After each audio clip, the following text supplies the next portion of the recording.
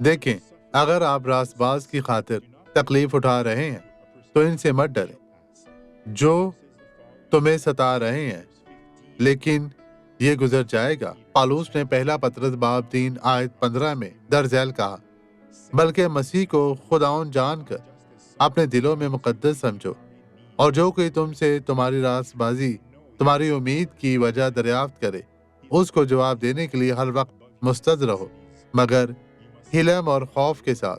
आपको इसे खुदा के तौर पर तकदीस करना चाहिए, ना कि सिर्फ किसी ऐसे शख्स के तौर पर जो आपकी मदद करता है जब आपको जरूरत होती है, एक नर्स जो आपको जख्म के इलाज में मदद करती है, मगर हिलम और खौफ के साथ। इस हवाले पर गौर करें अजीजों, आपको खुदावंद को पाक करना चाहिए, आपको खुद को पाक करना चाहिए, जैसे कि यहाँ कलाम में कहा गया है।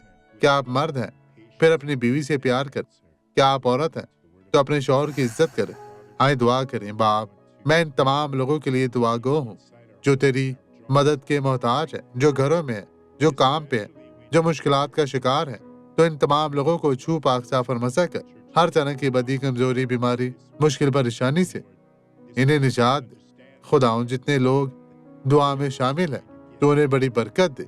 खुदाउन इन्हें छू पाक साफ और मसा कर। मैं यस्सु के नाम में हर एक को बरकत देता हूँ, और आप कहें आमीन।